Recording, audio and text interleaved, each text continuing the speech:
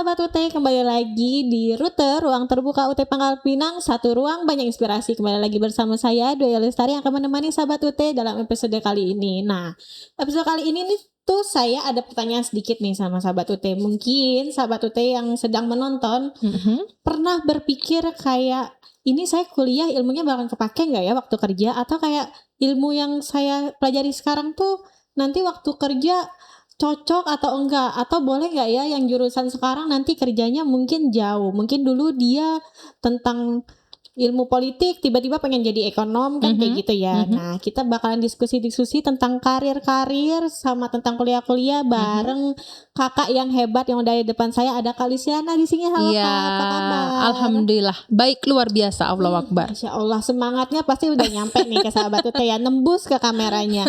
Nah, Kak Luciana boleh dong sapa dulu sahabat-sahabat UT yang sedang menonton, terus mungkin kayak spill dikit kegiatan-kegiatan Kak Luciana. Profil singkat lah ya.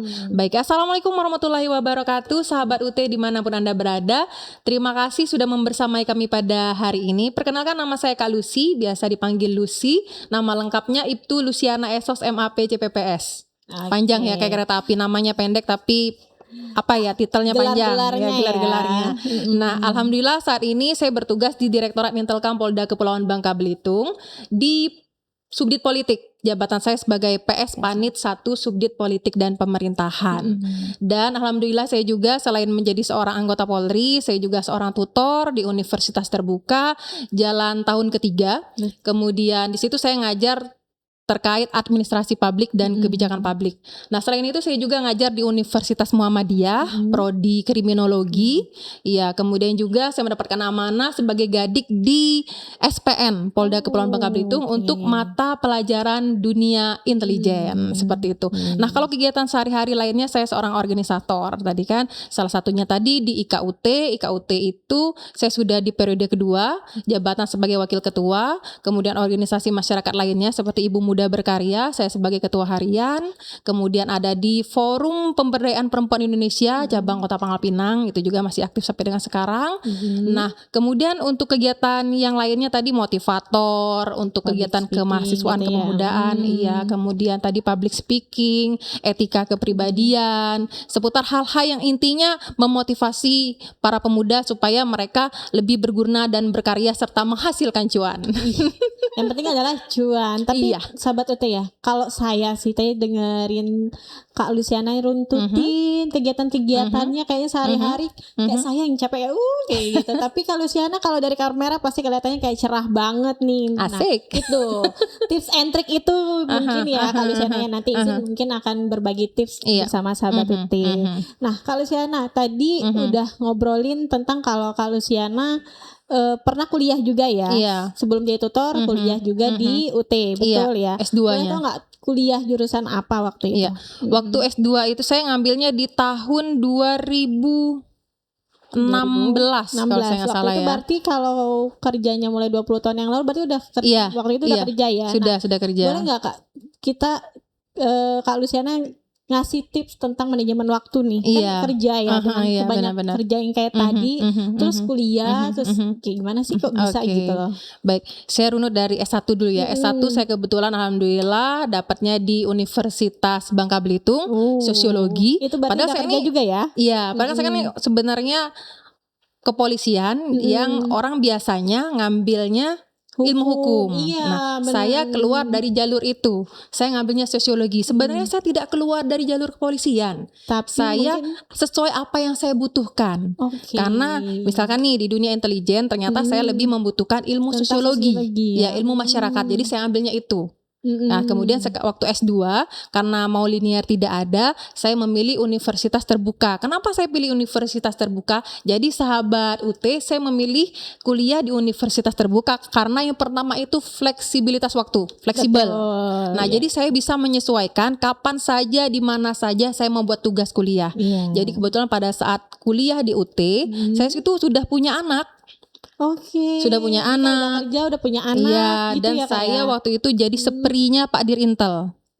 Nah, jadi seorang SPRI itu kan saya mendedikasikan waktu saya, Betul. loyalitas saya Ini kayak hampir 100%. 24 jam lah Iya, kayak kepada harus setiap sedia. Iya, Pak Dirintel gitu kan. Jadi saya hanya banyaknya di ruangan gitu kan. Itulah yang saya manfaatkan. Ada laptop saya, kemudian buku-buku. Tiap hari saya selalu mengerjakan tugas-tugasnya. Dan saya selalu setiap hari itu selalu ada target. Misalkan hari ini saya menyelesaikan prodi Tugas apa ya, tugas apa gitu kan, mata kuliah apa ya. kuliahnya. Kemudian mata kuliah apa besoknya. Jadi semuanya itu sudah tertata sehingga saya pun yakin saya akan mendapatkan nilai. Misalkan saya ini target saya nilainya ini paling A tidak A dong. gitu kan, maka saya akan dapat nilai A. Alhamdulillahnya pun lulus pada saat dari UT itu cum laude. Wih. Iya gitu, karena keren alhamdulillahnya juga banget. saya punya target gitu kan, target tamatnya tidak pakai mundur-mundur. Karena waktu itu saya ingat banget satu kelas di UT itu sekitar 25 atau 27 orang. Terus nggak semuanya tepat ya, waktunya. yang tepat waktu cuma 2 orang. Saya dan salah satunya saya Keren gitu. sekali. Nah, berarti intinya tuh manajemen waktu tuh penting Iya. ya Kak ya. Jadi jangan mundur-mundur ngerjain tugas, dan jangan sampai. mungkin dari Kak Luciana tadi ada yang bisa digarisbawahi bahwa kita tuh harus punya target. Iya. Jadi sahabat-sahabat UT tuh harus punya target kayak target nilainya. Kemudian target kayak ngerjain mata kuliah ini hari apa, mata kuliah ini hari apa. Iya. Nah, yang jadi permasalahan lagi itu Kak, kan untuk mahasiswa UT biarpun mau S1, vokasi, pasca sarjana, kan ujiannya itu dia gimana ya, maksudnya nggak ada kisi-kisinya. Kayak belajar mandiri tiba-tiba ujian. Iya. Kita belajar dalam waktu 2 bulan kemudian ujian. Nah, kalau dari Kak Luciana kayak gimana sih tips belajarnya? Iya. Bukan ngerjain tugas ya. Iya. Katanya kan tugas tuh Iya. per targetnya. Iya. Belajarnya biar dapat nilai A terus cum laude. Oke, the power of membaca tadi. Ya, jadi membaca. Jadi saya itu bukunya tidak ada yang stay di rumah. Karena saya kerjanya di kantor banyak dari pagi jam 7 pagi sampai jam 5 sore banyaknya di kantor. Jadi saya bukunya bawa ke kantor. Kemudian tiap hari saya harus membaca. Buku apa gitu kan, kemudian di stabilo yang penting-penting, kemudian dilipat gitu kan. Karena kalau kita ujian sama ketika waktu saya masih SD, SMP, SMA, kita nggak bisa belajarnya dalam waktu 1 malam gitu kan. Betul. Harus nyicil belajarnya. Soalnya juga banyak ya. Nah, Terus kan gitu. bukunya tebel-tebel. Nah, iya. Dan kemudian saya ini hobinya memang membaca. Oke. Nah, saya hobinya membaca, organisasi sama pramuka. Menarik Itu. banget. Kemudian juga buat rekan-rekan sahabat UT nih, kalau kita kuliah di UT, kita tidak bisa hanya berharap dari membaca buku modul. Benar. Nah, tolong jadi rekan-rekan kalau mau nilainya bagus gitu kan ya. Kita Gimana kan tuh? namanya juga belajar mandiri ya. Betul. Berarti kita harus bisa memanajemen diri sendiri. Yang pertama, rajin-rajin ke perpustakaan. Ada 3. Waktu itu ya. Waktu itu 2016 Perpustakaan ya. UT. Betul. Ada di bawah. Asli. Welcome banget orangnya, ramah-ramah. Kemudian yang kedua di perpustakaan Online ya? kota. Oh, perpustakaan kota kita. Iya, Benar, Pangkal Pinang. ada. Kebetulan saya sudah jadi anggota atau member di situ dari SMP. Oh. Ya, kemudian perpustakaan provinsi. Nah, Benar, gitu. provinsi. Selain Bahkan itu, sekarang perpustakaan provinsi katanya baru kan ya Kak? iya, ya? bagus-bagus Kayak banget juga. Nah, itu. Kemudian lagi jangan berharap ke perpustakaan juga. Kita juga harus cari buku di tempat lain. Misalkan di Gramedia, cari buku di Gramedia, di Salemba. Kalau nggak ketemu juga, susahin teman-teman kita yang ada di luar kota. Jadi saya suka nyusahin temen misalkan yang ada di kota-kota pelajar ya, kayak Bandung, Jogja gitu ya. kemudian teman-teman yang di Jakarta, teman di Palembang, itu pasti saya susahin. Saya bilang kayak gini, karena kebetulan saya sudah kerja kan ya. Jadi saya budgetin 1 bulan itu 500.000 untuk membeli buku. Itu wajib per Wajib. bulan ya. Sampai Iya. sekarang atau waktu kuliah aja? Enggak, sebenarnya cuma kuliah aja ya. Tapi nggak apa-apa, itu kan tips ya. Iya, jadi pada saat zaman kuliah, sahabat UT, 500.000 itu untuk membeli buku. Iya, nanti saya bilang sama teman 500.000 ini buat saya beli buku ya. Ini buat uang jalan kamu segini, uang buat transport kamu segini. Oh, just tip. Iya, just tip berarti ya. Saya nggak ngerti waktu itu just tip apa enggak. Yang jelas saya bilang uang segini tolong belikan saya buku. Ini uangnya terpisah dari uang jajan sama uang transport kamu. Jadi teman-teman nggak ada merasa rugi. Bener, jadi maksudnya kan nitip ya. Jangan sampai yang kita titipin Iya. ngerasa kayak ih kok dia nitip Iya. terus, tapi sayanya nggak dapat Nah. apa-apa gitu ya. Iya, kebetulan buku-buku itu setelah saya kelar kuliah, buku itu saya hibahkan ke kampus. Ke kampus UT. Enggak, ke UBB. kampus Kalau UBB. buku yang S1 ke UBB. Nah, kalau buku yang S2? S2, saya nggak tahu kalau misalkan UT menerima hibah buku ya. Nanti kita di belakang kali ya. Iya. Nah, kalau saya kemarin saya hibahkan ke perpustakaan umum kota sama provinsi. Ya, mungkin Jadi kalau itu lebih cocok sih Kak, karena ya, kan kalau itu kan semua orang boleh datang. Nah itu harapan saya teman-teman itu bisa sahabat-sahabat UT bisa cari buku referensinya di perpustakaan di kota gitu. ataupun perpus provinsi. Iya gitu. Nah, terus kakak abis itu berarti lulusnya 2018, 2018. betul ya? 2018 kemudian nggak lama dari itu jadi tutor. Nggak langsung jadi tutor sih. Berarti baru berarti ya kalau 3 tahun. Sekitar 3 tahun tahunan. berarti sekitar 2023 jadi tutor. Iya. Nah, gimana Kak perbedaan ketika dulu jadi mahasiswa? Iya, part of you. Ketika jadi mahasiswa ternyata sekarang part of you-nya jadi tutor. Iya. Gimana tuh? Jadi alhamdulillahnya saya bisa berbagi kepada teman-teman termasuk adik saya. Adik saya kuliahnya di UT juga. Administrasi negara ya, administrasi publik gitu kan, yang S1-nya. Jadi saya bisa juga menjadi tutor untuk teman-teman kepolisian. Kebetulan saya pernah jadi tutor lah ya, yang ngajarin teman-teman di kepolisian bagaimana caranya mereka bisa kerja sambil kuliah tapi nilainya tetap bagus kayak gitu kan. Nah gitu. Kemudian juga proses saya bisa jadi tutor itu juga enggak serta-merta langsung saya ngelamar gitu tutor, enggak. Saya masih sibuk kerja, menjadi seorang kepolisian, jadi seorang polisi di kepolisian, kemudian juga kerjaan yang sampingan lainnya. Setelah itu barulah pada saat ada kesempatan dari teman menyampaikan bahwa ada pembukaan nih, pertama katanya pelatihan aja sih, kayak pelatihan, harus ikut pelatihan tutor. Iya, saya ikut aja alurnya. Kemudian dari berapa ya, sekitar 1.000 lebih kalau nggak salah yang ikut. Terus 1.000 lebih yang terpilih salah satunya waktu itu dari 1.000 lebih itu yang terpilih sekitar 100-an kalau nggak salah. Saya tuh ngerasanya kayak untung-untungan nasib lah ya. Enggak, itu karena kalau Luciananya aja. Yang jelas saya kalau kegiatan apapun itu selalu aktif. Intinya itu. Pokoknya kayak ngasih semaksimal mungkin yang kita bisa ya Kak ya. Iya, sama waktu itu waktu 2018 pun pada saat saya wisuda. Ini pengalaman menariknya bagi sahabat-sahabat UT yang nanti ada kesempatan buat wisuda di Jakarta. Kalau pengalaman saya itu pada saat H-1-nya ada gladinya seminar, gladi, habis seminar gladi gitu kan ya. Nah saat gladi itu dipilihlah se-Indonesia tuh teman-teman perwakilan yang bakal jadi petugasnya ya, petugas kayak di depan pokoknya gitu kan. Nah dan saya ikut dipaksakan sebenarnya, the power of kena paksa teman-teman yang dari rombongan UT sini, katanya kak ternyata jadi ketua gitu ya, di terdepan loh pokoknya. Mereka ini tesnya pembaca kata sambutan perwakilan dari belasan ribu mahasiswa yang wisuda saat itu. Saya nggak tahu ternyata teman-teman yang rombongan dari wisudawan dari UT ini tahu kalau saya dulu pernah jadi presenter TV lokal gitu kan. Mereka sempat nonton, katanya kak kami tahu kayak kakak gitu kan.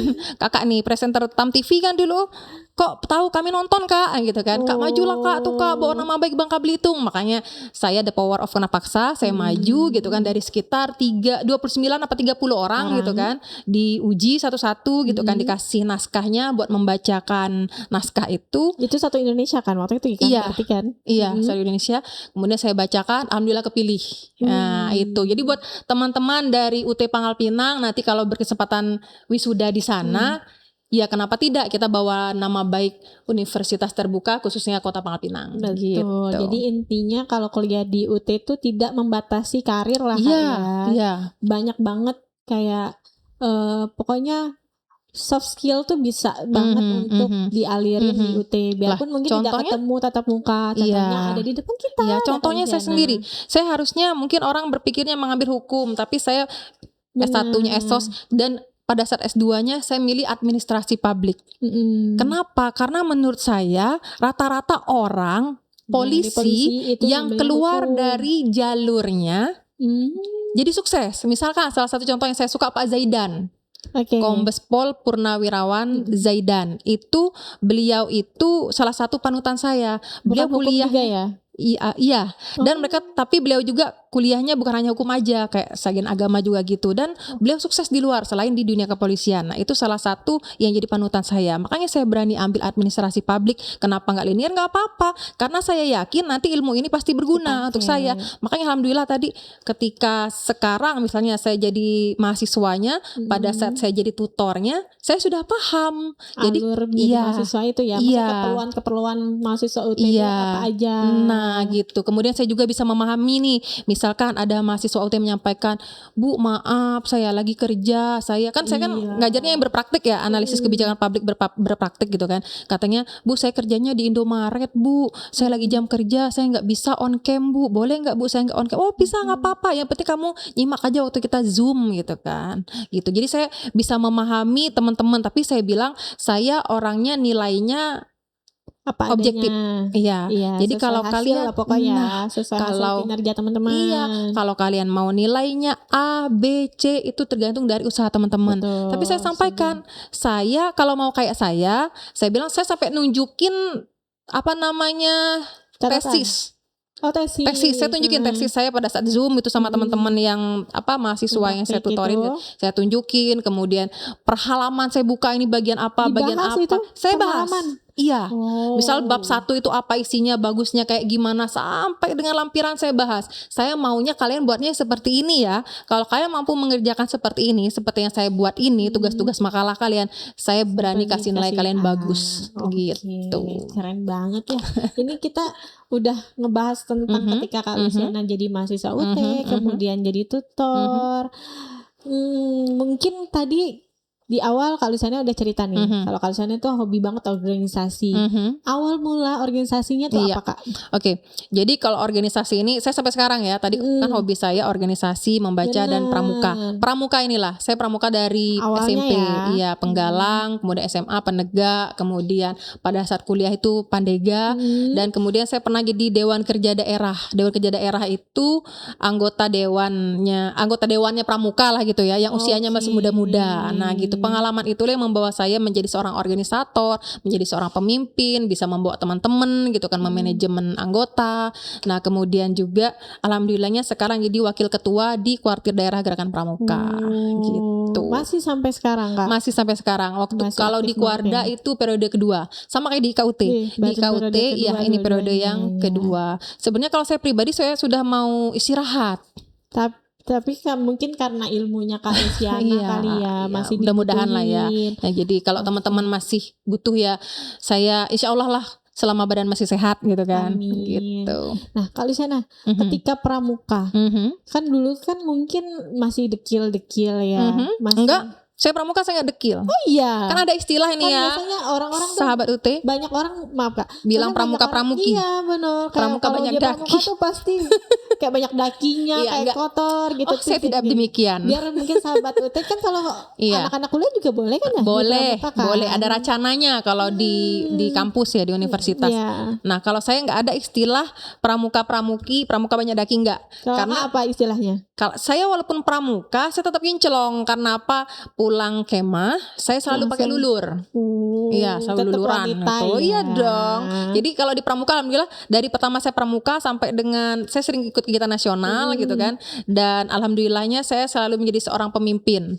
Nah, seorang pemimpin itu menurut saya bukan hanya sekedar kita bisa memanajemen anggota ya, tapi kita juga harus bisa jadi teladan. Salah satunya juga harus menjaga penampilan. Jadi saya sebagai seorang pramuka, saya tetap luluran luluran, pakai lotion, pakai sunblock, pakai sunscreen ya. Glowing banget. Ya, itu harus. Jadi maka teman bilang, "Kakak nih katanya pramuka, tapi kok nggak hitam-hitam?" Ya karena saya selalu menjaga gitu. Saya nggak takut panas ya. Sahabat UT, saya tidak takut panas, saya tidak takut matahari. Karena tenang, ada sunscreen. Oke, nah gitu untuk organisasi. Tapi kan kakak nggak aktif hanya untuk pramuka ya. Tadi ada spill kakak tuh kayak hobi banget tentang ranah-ranah public speaking gitu. Nah kalau itu asal usulnya kayak gimana kak? Iya, public speaking ini ya. Kalau dirunut dari awal itu ya dari pramuka ya. Tetap dari pramuka. Tetap dari pramuka karena dari awalnya dari SMP ya. Kemudian pada saat SMA juga tetap. Kemudian kuliah ini kemudian kebetulan waktu kuliah di Universitas Bangka Belitung itu saya anggota BEM. BEM Badan Eksekutif Mahasiswa yang universitas. Oh BEM fakultas. Universitas. Iya kebetulan saya jubir. Juru bibir. Wow. Jubir 2 periode. Kemudian saya juga Menlu. Jadi urusan saya itu Menteri Luar Negeri. Oh. Iya, jadi saya berhubungan dengan orang yang ada di luar kampus. Ya, alhamdulillahnya 2 periode itu bekerja sama dengan baik dengan pihak BEM universitas, fakultas, baik yang di Universitas Bangka Belitung maupun kampus lainnya. Itu di situ saya dipaksakan untuk belajar komunikasi tentunya. Nah, public speaking ini kan salah satunya tujuannya biar bisa mempengaruhi orang lain. Nah, itu. Kemudian lagi selain di kampus, saya juga ada organisasi ekstra kampusnya juga ada kayak HMI, Himpunan Mahasiswa Islam, saya ikut. Itu di UBB atau di luar? Di komisariat UBB-nya. Di komisariat UBB-nya. Kemudian saya ikut Taruna Siaga Bencana Kota Pangkal Pinang juga. Jadi kalau hujan-hujan, petir, orang biasanya di rumah, saya wanita yang agak lain gitu kan ya. Malah turun. Padahal itu udah kerja ya Kak ya? Sudah. Ini kan udah kerja, terus udah lagi sekolah, organisasinya. Iya, seneng aja, seneng. Itu seneng. Kemudian lanjut lagi nih ya, pada saat tamat kuliah gitu kan ya, tamat kuliah. Padahal saya sudah menjadi seorang anggota polisi, tapi saya mendapat kesempatan tawaran kerja di Sarana TV, namanya TV lokal Pangkal Pinang. Di kerja di TV itu sudah jadi polisi juga. Sudah. Jadi saya kalau pulang dinas jam 3:30 sore, saya ke TV dulu. Ya ke TV dulu, nanti habis maghrib saya baru pulang. Dari Sarana TV saya ke TAM TV. Nah di kedua TV ini saya alhamdulillah pernah jadi presenter news, kemudian host talk show yang kayaknya Mbak Najwa Shihab. Nah, saya paling suka sama beliau tuh. Iya sih. Kemudian semua perempuan suka iya. sih. Nah, kemudian saya juga pernah jadi produser dan kameramen. Berarti udah semua kalau tentang TV itu udah paham lah ya. Iya, kecuali editor. Kecuali editor. Kayaknya Pugiang sih. Iya, itu redaktur saya pernah jadi redaktur juga, merangkap lah pokoknya. Tapi alhamdulillah ilmu public speakingnya kepake. Misalkan seperti ini, ketika misalkan kata manajer, si atasannya manajer bilang kayak gini, Lucy kita mau terima job dari Pemprov atau kita mau terima job talk show dari Pemkot besok pagi jam 10 pagi, ambil nggak? Gas, saya bilang. Yang penting kasih bahannya ke saya. Kita nggak perlu pakai geladi-geladi segala macam. Paling saya briefing sebentar sama narasumbernya. Setelah itu gitu selesai gitu. Itu yang membuat kita sebenarnya public speakingnya itu tidak bisa hanya setahun 2 tahun tapi berproses ya. Iya, belum lagi saya memang aktif di beberapa organisasi kan, seperti tadi di IKUT sebagai wakil ketua, di Kepramukaan Kuartir Daerah juga yang istri-istri tadi itu Kak, yang Ibu Muda Berkarya, Ibu Muda Berkarya Bangka Belitung itu dari tahun 2012 sampai dengan sekarang. Dan kalau yang tadi yang ada organisasi besarnya namanya Badan Kerjasama Organisasi Wanita Kepulauan Bangka Belitung. Satu pulau. Iya, jadi seluruh ketua-ketua organisasi isinya di situ. Ketuanya Ibu Gubernur. Ketua BKUW-nya beliau. Istri Bapak Gubernur berarti. Iya, beliau selaku ketua BKUW-nya. Beliau menaungi semua ketua organisasi yang ada di Bangka Belitung untuk tingkat provinsi. Organisasi tentang perempuan ya. Iya, kalau itu ya. Nah, kalau itu kegiatannya apa sih Kak? Ada program kerjanya. Jadi ada bidang-bidangnya gitu kan. Ya, salah satunya pelatihan-pelatihan untuk ibu-ibu pelatihannya. Kemudian ada seminar-seminar tentang kesehatan, kemudian tentang pendidikan politik. Semuanya banyak. Peranannya. Terus kalau misalnya sahabat UT pengen ikutan boleh nggak Kak? Berarti harus ikut organisasi ini dulu yang ada di daerahnya masing-masing. Aja boleh nggak? Kalau ikut pelatihannya nggak, belum ya? Boleh. Untuk umum. Boleh. Kan kadang BKUW ini tidak hanya membuat kegiatan yang ada untuk internalnya saja, tapi juga ada kegiatan yang untuk masyarakat umum. Kita bisa tahu lewat apa nih Kak? IG. Lewat IG ya. IG-nya ada. IG-nya boleh Kak? Iya. IG-nya apa? Badan Kerjasama Organisasi Wanita Kepulauan Bangka Belitung. IG-nya panjang juga ya. Semoga sahabat UT tidak salah ketik. Badan Kerjasama Organisasi Wanita Kepulauan Bangka Belitung. Pokoknya kalau di depannya lihat gambar Ibu Noni, nah itulah dianya. Gitu. Nanti saya coba cek nih, tapi HP-nya di bawah nanti abis ini. Nah, jadi Kak Luciana ini public speakingnya udah sangat pro lah ya, bisa kita bilang ya. Sebenarnya sekali lagi ya, the power of kena paksa. Misalkan salah satunya ya, saya ini di kepolisian waktu itu masih dengan pangkat yang bintara lah ya. Kalau di kepolisian kan ada, kalau kita selaku junior itu harus manut apa kata senior. Jadi kalau senior bilang, Lucy kamu ke gedung Tribrata sekarang, izin Kak, ngapain Kak? Gak tahu Kakak, gak tahu, pokoknya kamu ke Tribrata aja sebentar. Rupanya sampai sana saya sudah lari tergesa-gesa, atau sampai sana, Lucy ini susunan acaranya sebentar lagi kamu MC. Sering seperti itu. Atau misalkan kegiatan-kegiatan di Polda, saya diminta untuk jadi pertama itu pembawa acara dulu. ya MC dulu. Iya. Setelah orang ternyata tahu saya kerja di TV dan saya bisa menjadi seorang moderator yang biasanya Polda menggunakan moderator dari luar, Iya. ternyata tahu bahwa poluannya ada, ya. bisa jadi moderator, ya saya jadi moderatornya gitu. Win-win solution sih, itu lebih Iya. hemat kata orang Polda. Iya.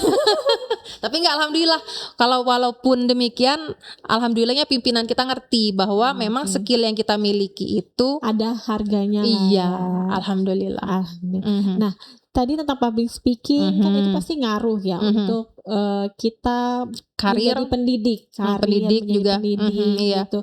Mungkin tadi ada UT, kemudian Kak Luciana juga ngajar di UNMU, kemudian ngajar di SPN ya, SPN juga. Nah, ada bedanya nggak sih Kak antara yang offline, online gitu-gitu? Kalau ngajar, kalau yang di UT kan Kakak online ya? Iya, Tetap. online. Kemudian Iya. kalau di SPG pasti offline. Di SPN. Di SPN kok jadi SPG guru dong. Iya. Terus Kan guru kalau- juga. Iya benar juga ya. Jadi guru ngajar guru. Kemudian kalau di UNMU kriminologi itu Iya. offline atau online? Sama Atau hybrid? offline. Offline. Nah, Iya, yang ada online bedanya cuma di nggak? UT aja. Ada beda nggak tips dan trik untuk mengajarnya?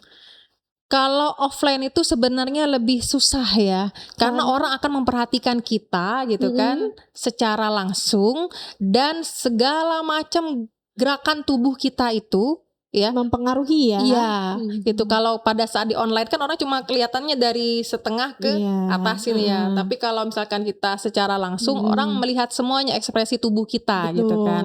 Nah itu sangat mempengaruhi. Tapi kalau nyamannya yang mana? Semuanya nyaman. Semuanya nyaman. Dan alhamdulillah tadi saya bilang, makanya pada saat saya bercanda sama teman-teman kan, ini sudah mau mulai belum? Kalau sudah mau mulai saya mau deg-degan dulu nih. Sebenarnya itu kan candaan. Alhamdulillahnya kalau kita sudah terbiasa berbicara di depan umum, walaupun ini kan ya walaupun gini kan lagi pada saat record gitu ya, ataupun mau live gitu, saya ngerasa nyaman-nyaman aja. Cuma kalau disuruh milih nih ya rekan-rekan sahabat UT, ketika saya pengalaman kerja di TV, saya disuruh milih nih mau record atau live, kira-kira saya pilih yang mana? Live. Ya. Karena saya lebih nyaman, karena kalau live saya dipaksakan untuk fokus dan konsentrasi, nggak boleh ada target salah. itu ya. Iya. Kalau misalnya kita tapping kan ibaratnya kita kayak nanti kalau salah bisa di-cut bisa gitu. Kalau live kan kita kayak kita harus maksimal 100% harus jadi. Nah, itu saya senangnya gitu, walaupun sebenarnya itu di bawah tekanan.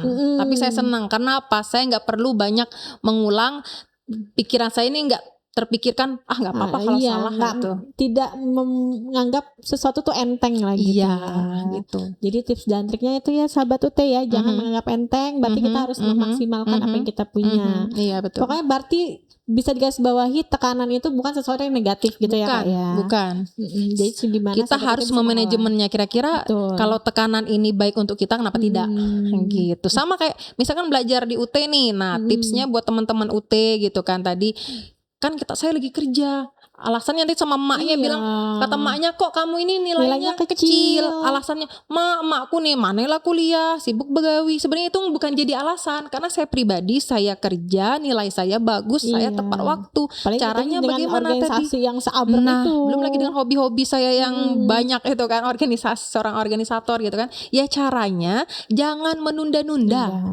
Kerjakan harus segera. ada target ya. Iya, Kak, karena tugas itu gimana pun tetap nambah. Misalkan ya sesi 1 selesai, ada sesi 2, sesi 3, ketemu lagi sesi yang tugas ya 3, 5, 7 pasti ada tugas ya. Kalau kita molor banyak kosongnya, zong nanti jadinya. Apalagi mungkin Kak Luciana kalau dulu kan dibukanya panjang ya, satu diskusi itu mungkin 2 minggu atau boleh sampai akhir. Iya, nah, sekitar 2 mingguan. Sekarang 1 minggu Kak. Jadi memang sahabat UT sekarang benar-benar harus manajemen waktu itu nggak boleh dilupakan, bukan dilupakan, tidak boleh tidak dikerjakan. Tapi kalau saya pribadi saya tidak pernah berpikir gini ya, santai aja lagian 2 minggu enggak. Jadi sahabat-sahabat UT jangan pernah berpikir ini satu minggu gitu kan. Gitu ya. Bisa misalnya hari keempat, jangan. Pokoknya hari pertama dibuka sesi pertama, lihat, pelajari, kerjakan. Buku apa yang dibutuhkan itu kan di sesi pertama itu ada diskusi tulisan, ya. Ada diskusi. Terus nah, di atas juga juga kan ada judul tuh. Iya. Judul modulnya modul apa, Nah modul itu berapa, ya ada pelajari diskusinya. gitu kan. Terus buat sahabat-sahabat UT nih, salah satunya sebenarnya yang mempengaruhi nilai kita besar atau tidak ya. Saya Itu. dulu kan karena ya tadi pengalaman alhamdulillah pernah Iya. jadi mahasiswanya, kemudian pernah Pernah jadi jadi sekarang tutor. tutornya gitu kan ya.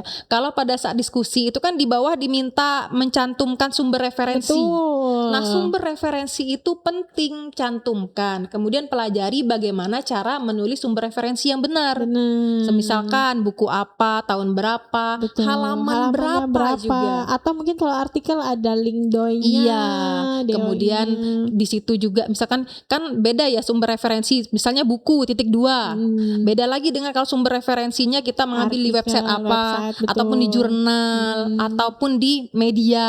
Betul, Itu setuju. beda-beda. Jadi sahabat UT harus pelajari itu. Jangan sampai modul hanya satu modul aja sumber referensi, modul bla bla bla. 1 BMP. Aduh. Itu sepanjang-panjangnya jawaban saya nggak yakin berasal dari modul. Benar. Karena kebetulan sekali lagi saya pernah jadi mahasiswa. Jadi saya seorang tutor di Dia UT. udah tahu lah ya tidak bisa nakal-nakalnya. dibohongin. Nah, gitu. Jadi sama juga. Itu kan di sesi 357 ketika kita mengerjakan tugas, membuat makalah misalkan ya, kalau dulu kan seringnya makalah ya. Iya. Nah, itu sumber referensinya harus jelas gitu, harus jelas dicantumin ya. dan kalau- jangan pernah membohongi tutor. karena Sama tutornya saja tahu. iya, dan sama saja kita membohongi diri kita sendiri. Bener sih. Kalau makanya saya berani kalau seandainya dulu ya tiba-tiba aja misalkan ada Zoom dan diminta menunjukkan buku yang dijadikan sumber referensi, saya berani. Dulu soalnya kakak pasca ya Iya, waktu kuliah. full online. Saya nggak pernah tahu tutor saya siapa gitu kan. Tapi pada saat tahunya itu yang pembimbing akhir aja dan penguji. Itu aja. Nah, makanya saya bilang kalau tiba-tiba nih apesnya saya diminta tunjukin buat menunjukkan buku saya sumber Halamannya yang referensi mana ya. gitu Saya ya. berani karena saya memang membaca dan buku saya ada gitu kan. Gitu. Oke, kalau tutor sekarang berarti kakak nggak ada tuh webnya ya? Cuma Ada. tutor online. Ada tuh webnya juga. Ada. Kebetulan kalau yang berpraktik ada tuh web. Oh, ada tuh webnya. Iya. Berarti kakak kayak gitu juga nggak? Tiba-tiba kayak nanyain ini referensinya dari mana gitu? Iya. Iya. Oke, pernah nggak ketemu yang tiba-tiba iya bu ada tapi bukunya nggak tahu kemana, alasan-alasan kayak gitu? Mereka cuma senyum-senyum aja. Oh iya. Dengan mereka senyum itu sudah kasih jawaban sebenarnya. Terus biasanya kakak menanggapi untuk mahasiswa yang kayak gitu tuh gimana? Saya kasih motivasi. Saya kasih motivasi, saya bilang saya sebagai seorang tutor bukan hanya memberi teori saja, karena saya sudah mendahului sebagai seorang mahasiswa di universitas terbuka. Pengalaman saya sampaikan ketika saya menjadi seorang mahasiswa di UT yang harus belajar mandiri, yang saya persiapkan adalah A, B, C, D, saya sampaikan semuanya. Makanya saya dibilang saya selalu nilainya cum laude dan the power of doa juga ya. Doanya orang tua. Kemudian kebetulan waktu saya masih jadi seprinya di Rintel waktu saya sekolah S2 di UT itu, teman-teman kayak ADC, ajudannya Pak Dir, kemudian teman PHL gitu kan. Saya bilang kayak gini, dan the power of sedekah lah ya. Saya bilang sama teman-teman, doain saya ya. Kalau nilai saya cum laude, kalau nilai saya A nggak ada B-nya satu pun, saya bilang. Gitu. Saya traktir. Bilang, apakah KFC? Saya bilang, jadi selama 4 semester saya kuliah saya selalu mentraktir mereka makan KFC. Karena selalu alhamdulillah cum laude. Iya, gitu. Jadi alhamdulillah. Itu, berarti doa itu tetap sangat berpengaruh gitu ya. Belajar ikhtiarnya belajar, berdoa, doa orang tua, doa orang sekitar kita, sama sedekah. Betul. Nah, sahabat UT silakan dicatat. Nah, balik lagi Kak, tadi ada yang menarik, kakak bilang kalau ketemu sahabat UT yang mungkin nakal gitu kasih motivasi. Kira-kira setelah kan biasa tuh web itu berarti kakak berapa kali? 4 kali? 3 kali ya? 3 apa 4 ya? 3 apa 4. Nah, kayak gitu. Itu mereka berubah nggak kira-kira di web selanjutnya? Ada yang berubah, ada yang enggak. Tetap ya. Iya.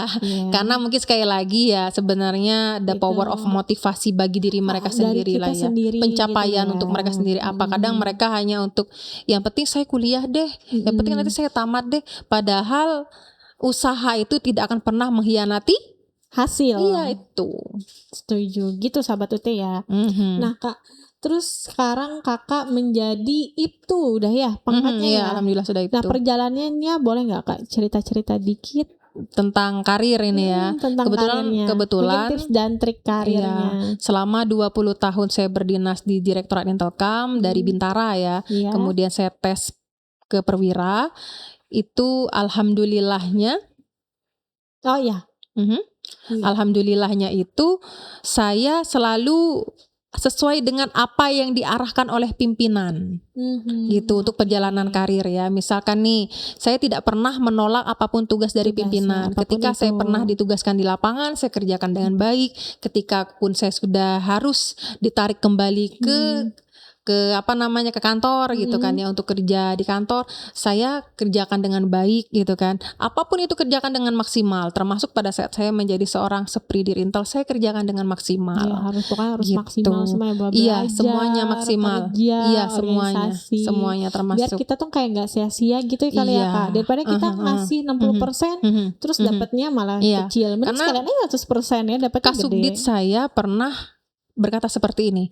Kita kalau kerja jangan pernah minta lihat sama pimpinan, Tapi minta lihat sama Allah Subhanahu wa taala. Masya Allah. Nah, jadi biarlah Allah dan pimpinan yang menilai ya gitu. Oke, nah pokoknya sejalan waktu akan ada Iya. hikmahnya ya, kayak Iya. Kak Luciana sekarang gitu, kayak banyak banget. Iya. Tadi ada yang kelewatan Kak, sebenarnya bukan untuk sahabat Uti aja, buat saya juga kan saya newbie tadi kan. Ada nggak sih tips dan trik untuk kita tidak gugup waktu public speaking Iya. gitu Kak? Iya. Boleh nggak Oke, share? terima kasih. Nah, supaya tidak gugup, yang pertama memang berproses ya. Proses Ketika tadi ya. kita melakukan kesalahan hari ini, pada saat kita bertugas esok hari, kesalahannya hari ini yang pertama jangan pernah diingat lagi, sahabat UT. Jadi kalau kesalahan yang kemarin misalkan Iya. kita gugup, kita banyak Salah mengulang ngobrol. kata atau ada e-nya, Iya. kan biasanya ngomong-ngomong ada lagi gitu kan. Itu jangan diingat lagi. Oke. Ya, jadi kita fokus untuk hari ke depannya. Jadi kesalahan hari ini kita evaluasi apa, kemudian untuk hari esoknya jangan dikerjakan atau diulangi gitu kan. Itu kemudian salah satunya tipsnya juga pada saat sebelum tampil saya pribadi itu biasanya prepare-nya membuat kayak catatan gitu ya, rundownnya. Saya sebagai pembawa acara apa aja yang harus saya bacakan gitu kan. Kemudian saya latihan di rumah. Oke, Latihan di depan cermin. Iya, latihan di depan cermin. Jadi ekspresi wajah kita seperti apa gitu kan. Jadi orang lihatnya enak gitu. Kemudian juga saya membayangkan ketika nanti misalkan ya, Di saya depan menjadi gitu ya. seorang moderator. Nanti dipanggil nih sama pembawa MC-nya, acara ya, sama MC-nya. Saya membayangkan nanti saya jalan, kemudian di pertengahan itu saya harus menghadap ke audiens, kemudian saya menunduk sambil hormat, sambil senyum, kemudian misalkan seperti ini ya. Baru setelah itu saya naik ke panggung, kemudian di panggung saya ngapain? Itu saya sudah bisa membayangkan. Itu detail banget ya Kak ya? Iya, sedetail itu. Saya membayangkan kemudian di panggung nanti saya harus ngapain gitu kan, menyapa, habis itu prolog, kemudian memanggil para narasumber, mempersilahkan mereka duduk bersama-sama, memperkenalkan. Pokoknya semuanya hal detail apapun itu saya sudah membayangkan dari malam itu. Oke. Dan alhamdulillahnya ketika kita sudah membayangkan, memprediksi apa yang harus kita kerjakan, kita jadi kayak produser dan sutradara untuk diri kita sendiri. Jadi Insya waktu besoknya Allah, udah aman ya. Insya Allah saya yakin sukses acaranya. Gitu, sahabat Ute. Nah, tapi Kak, kan biasanya kita tuh kayak overthinking gak sih? Kakak gak overthinking ya? Misalnya kayak hari ini melakukan kesalahan tadi, terus kayak malam-malam harusnya tadi aku harusnya tadi aku mungkin yang terhormat, atau kayak harusnya tadi ada kata dokter yang kayak gitu. Enggak. Kakak overthinking berarti? Enggak. Bodoh amat. Pokoknya gitu. jangan dipikirin. Intinya kalau tadi kita misalkan Udah selesai, dokter Andes ya, harusnya dokter Andus ya. Iya betul. Nah, nggak usah gitu. dipikirin lagi dokter Andesnya. Kita ngomongnya yang benernya apa buat besok? Oh, dokter Andus seperti itu. Doktor. Pokoknya kita fokus untuk ke depan memperbaiki diri. Gitu. Keren banget nih ya. Tepuk tangan untuk kita semua. Selain sahabat Ute, saya dan tim mungkin juga banyak nih dapat tips dan trik dari Kak Luciana. Tapi karena episode kita kecil, jadi kita berpamitan dulu nih Kak. Ini udah selesai. Iya, nggak Jadi kerasa kita kan sudah ya? harus balik kanan. Iya. Kalau saya balik kiri dong. Terus Kak Luciana mungkin untuk penutupannya boleh nggak kasih kayak kesan atau Closing kata-kata statement closing lah ya. statement untuk sahabat Ute yang sedang menonton boleh? Baik, untuk sahabat UT yang saat ini sedang aktif mengikuti perkuliahan, saya sangat menyarankan sekali jadilah mahasiswa yang disiplin, berani, dan jujur serta bertanggung jawab. Nice. Artinya kita sebagai seorang mahasiswa UT harus bertanggung jawab terhadap apa yang sudah kita lakukan untuk langkah kita selanjutnya. Oh, Jangan sampai kita kuliah hanya memenuhi semester saja, kemudian dengan nilai yang pas-pasan. Tunjukkan kepada diri sendiri dan orang tua bahwa kita sambil kerja bisa menjadi seorang mahasiswa universitas terbuka yang luar biasa. Dikarenakan apa? Sebenarnya orang-orang pas mendengar kita kuliah di mana? Universitas terbuka. Sesungguhnya mereka sangat bangga. Saya merinding nih bulu kuduk saya. iya. Mereka bangga karena apa? Banyak yang mengakui orang kalau sudah jebolan dari universitas terbuka itu pasti Top, jempolan. jempol, Iya, ya. top. Karena pada saat saya pribadi lah, kuliahnya di mana? Universitas terbuka. IPK-nya berapa? 3,9 berapa gitu kan. Wah, kalau kuliahnya udah di situ Kak dengan IPK segitu berarti jempolan katanya. Iya, gitu. Karena mereka tahu sebenarnya kualitas orang UT itu kalau udah IPK-nya udah tinggi berarti kualitasnya emang oke. kualitasnya oke dan luar biasa. Harapan saya teman-teman sahabat UT juga memiliki kualitas yang luar biasa. Oke, amin. Semoga semuanya bisa mengikuti jejak Kak Amin, Luciana amin ya ya. Rabbal Alamin. Kami mengucapkan terima kasih banget Kak sama-sama. Luciana untuk kita sharing-sharingnya. Mungkin nanti di episode berikutnya Oh boleh. atau dengan tampilan tema yang baru, berbeda. iya, dengan kita cerita-cerita Kak Luciana, mungkin dengan gebrakan barunya atau nanti mungkin tentang skincare boleh sih Boleh Kak, tentang ya. skincare, tentang apalagi ya kegiatan IKUT Iya, karena di periode kedua ini tentunya kegiatan IKUT lebih Akan seru berjalan. lagi gitu. Iya, kakak ini udah 2 periode, Iya, 2 periode. dan periode yang kedua ini baru 2026 ya. Jadi Iya. nantikan gebrakan-gebrakan dari KUT yang akan Iya. dipimpin oleh wakil yang sangat cantik ini Kak Luciana. Nah, dadah sahabat UT, jadi kita jangan lupa untuk terus ikuti berbagai kanal informasi resmi UT Pangkal Pinang Iya. untuk mendapatkan informasi akademik terkini dan Iya. juga konten edukatif menarik lainnya. Saya Dwi Lestari dan juga Kak Luciana pamit undur diri, sampai jumpa di episode rute berikutnya. Rute Ruang Terbuka UT Pangkal Pinang, satu ruang banyak inspirasi. Bye-bye. Sampai jumpa. Mantap. Aku tuh udah